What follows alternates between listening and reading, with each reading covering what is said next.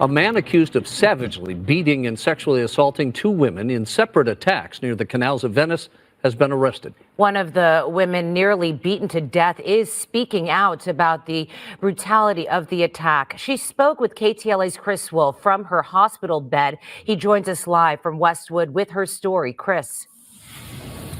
Cher and Rick, what an incredible story. The victim I spoke with tonight is 54-year-old Mary Klein.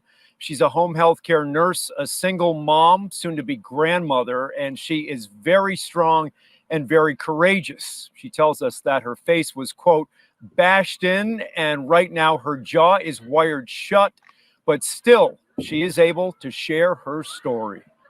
The reason she's talking like that right there, obviously, because she got beat up and the doctors wired her jaw because it was surveillance footage of this guy. You would never, he's so unassuming, and you would never think that a guy like that would do something like this. In a coma.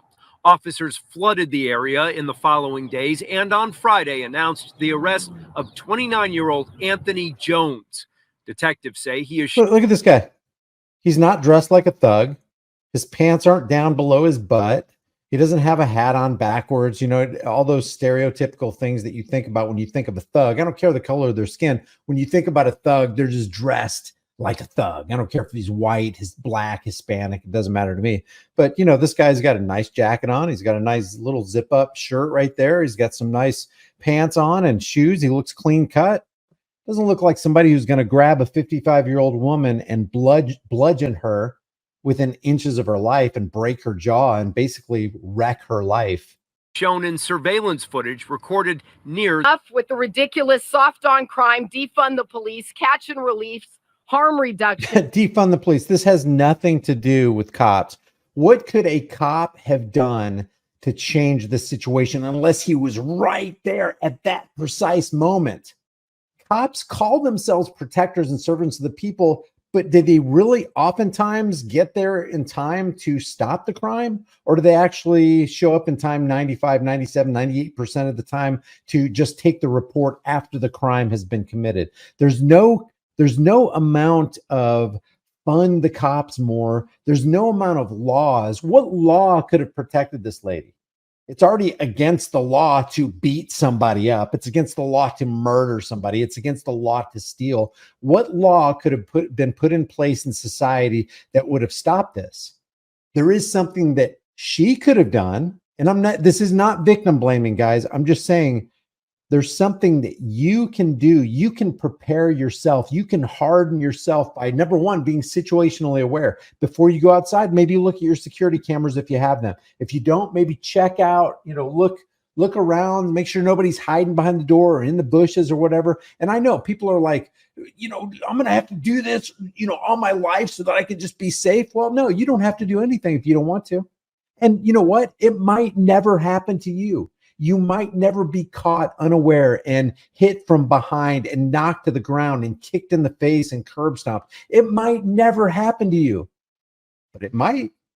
And if somebody tries to initiate that kind of force on you, don't you want to be ready? Don't you want to put yourself in the best possible position to where if something like that does happen, you're ready for it? And aware as often as you possibly can be, exercise the situational awareness, have a firearm or a taser or mace or something ready in your hand. Criminals are the victims' policies that got us into this mess. I want predators. No. What do you think society would be like if everybody armed themselves and trained themselves on how to use their firearm or their can of mace or their taser or whatever? What do you think society would be like if criminals entered a neighborhood and they realized, oh my gosh, 65% of the population is armed to the teeth and they like to do target practicing and they're highly trained and skilled in hand-to-hand combat and in firearms training? Well, guess what? Those thugs are probably going to pick another town because they want a safe working environment. They want to be able to attack somebody that's not going to have the power to fight back. So be aware, arm yourself, make yourself a very difficult target to take down. It's not just for you, it's for people who depend on you. It's for people who love you. It's for people who don't want to be in the hospital for the next month or two while you're recovering. And violent attackers to be held accountable, have longer sentences, and just not be out. Look at this guy. Look at this guy. Family members. He's just walking along, unassuming. I don't know if he'd already committed the crime before that. So let's say you're walking your dog in a park and it's night. I don't care if you're female or male. One of the worst ideas you could possibly have is have AirPods or headphones on, listening to loud music. Now you've shut off an ability to be able to hear an attacker come up behind you. If you were an attacker and you were in dire need of money so you can get your next meth fix, wouldn't one of your primary targets be somebody that you see has headphones on, who's walking alone, who's not looking around? You can easily take that person's purse or wallet or get that person's money or get something of value, get that phone. If they got a headphone on, they probably got a phone on them somewhere, and those phones are worth a couple $100. You could sell it in the black market, get your money, buy your drugs. Very bad idea to walk at night or really at any time, not being aware of your surroundings, and then cut off your sense of hearing so that you can't hear an attacker who's going to come up behind you. I mean, in that case, it is lights out. Mary Klein wants to thank the LAPD for its very hard work in this case. Anthony Jones was arrested last night in San Diego, today in Los Angeles.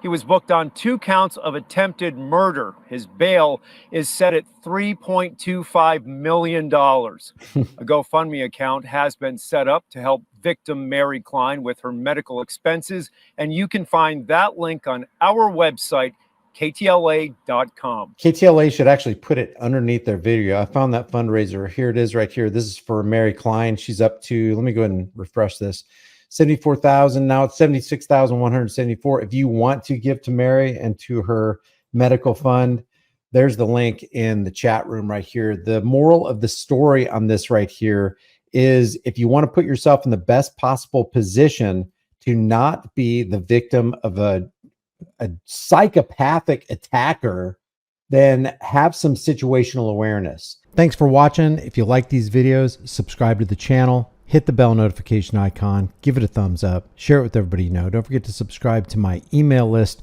through my website, highimpactflix.com. If you want to support the channel further, grab a hard-hitting conversation starting design. You can put on a shirt, hoodie, mug, hat, cell phone case, pillowcase, whatever you want. Become a channel member, but more importantly, know what your rights are and stand for your rights and fight for your rights. If you don't fight for those rights, you will lose them. Make sure you remain situationally aware. I will see you in the next video.